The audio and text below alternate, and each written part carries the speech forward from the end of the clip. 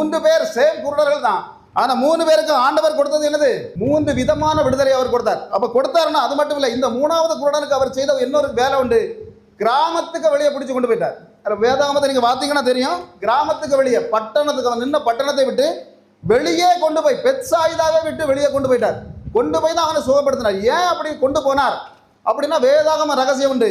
ஏற்கனவே அந்த பெத்சாயிதாய்க்குள்ள ஏகப்பட்ட அற்புத அடையாளங்களை ஆண்டவர் செய்தார். ஆனால் இவரை நம்பல.